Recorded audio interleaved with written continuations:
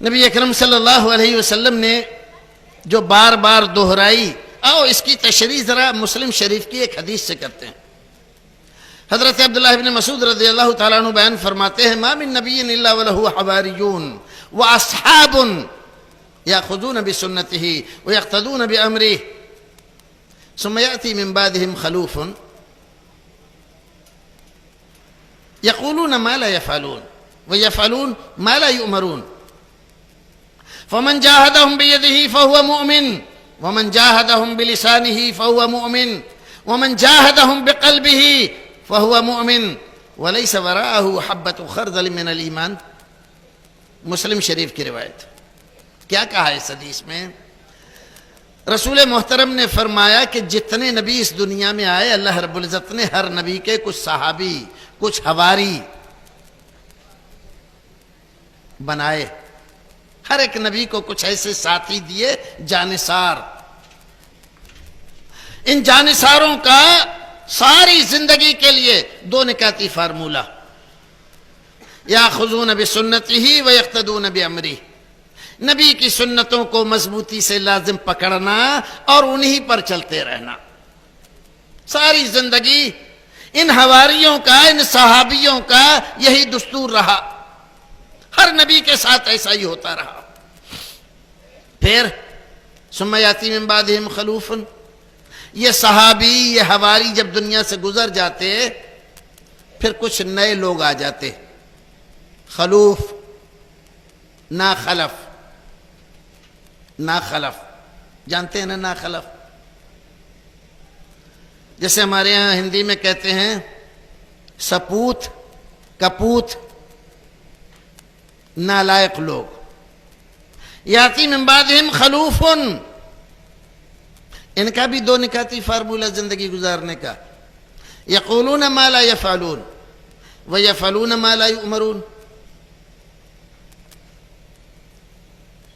جو کہتے تھے وہ کرتے نہیں تھے، اور کرتے کیا تھے؟ ویفعلون ما لا یؤمرون، کرتے وہ تھے جس کا حکم نہیں دیا گیا۔ ساری زندگی اسی ڈھرے پر چلتی رہی ان کی۔ صحابہ کرام رضوان اللہ تعالیٰ علیہم اجمعین نے پوچھا، جب تمام نبیوں کے ساتھ اللہ کے رسول ایسا ہی ہوا تو اس کا مطلب یہ ہے کہ ہماری ملت میں بھی یہی ہوگا؟ اگر ایسے لوگ ہمارے زمانے میں پیدا ہو جائیں تو کرنا کیا چاہیے؟ فرمایا فمن جاہدہم بیدہ فہو مؤمن، جب ایسے لوگ پیدا ہو جائیں تو تمہیں کھڑے ہونے کی ضرورت ہے اور دین کے لیے محنت اور کوشش کرنے کی ضرورت ہے، اپنے ہاتھوں سے، اپنے بل پر، اپنی طاقت پر ان بدعات کو، دین کے خلاف نکالے ہوئے رسم و رواج کو مٹانے کی کوشش کرو۔ اگر تمہارے اندر طاقت ہے ہاتھ سے مٹانے کی تو ہاتھ سے مٹاؤ، اور جو آدمی ایسا کرے وہ مومن ہے۔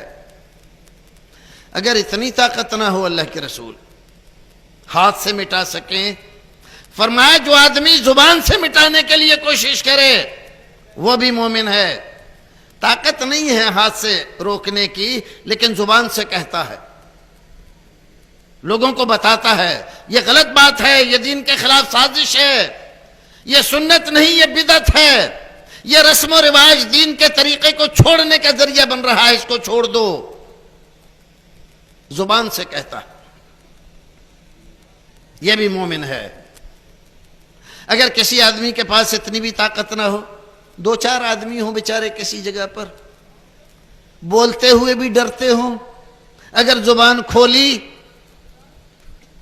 تو سماج میں، معاشرے میں ایسے لوگ ہیں جو کہیں زبان پکڑ کے کہیں چلیں گے، اچھا بھیا، تو دل سے برا جانے۔